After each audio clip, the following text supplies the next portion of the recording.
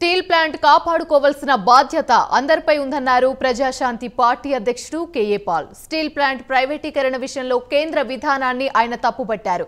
ప్రైవేటీకరణ ఆపాలని గతంలోనే తాను కేంద్రానికి వినతులు ఇచ్చినట్లుగా వెల్లడించారు. దీనిపై న్యాయ పోరాటం కూడా చేశానన్న కేఏ పాల్ జేడీ లక్ష్మీనారాయణతో కలిసి విశాఖలో మీడియాతో మాట్లాడారు.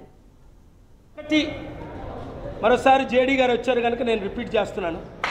ఒకటి, ఇదే లెటర్ 2.5 సంవత్సరాల క్రిందట ప్రైమ్ మినిస్టర్ గారికి, హోమ్ మినిస్టర్ గారికి, స్టీల్ ప్లాంట్ మినిస్టర్ ప్రధాని గారికి, ఫైనాన్స్ మినిస్టర్కి, రూపాలా గారికి ఇచ్చా.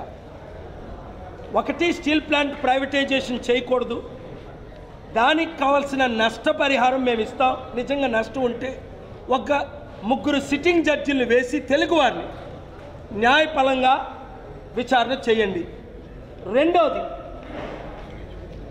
కేవలం ఒకవేళ మీరు ప్రైవేటైజేషన్కి అమ్మేస్తాను అంటే 3,000 కోట్లకో 20,000 కోట్లకో అమ్మడం కాదు, వారు ఎంత అడిగితే దానికి డబల్ మేము ఇస్తాం, ఇన్ రైటింగ్ ఇచ్చాం, నోటరైజ్ చేసి మరి ఇన్వెస్ట్మెంట్స్ నా దగ్గర ఇండియన్ డబ్బు లేదు, అమెరికన్ డబ్బు పంపిస్తా, advance $5 billion 42,000 crore within 6 months అని.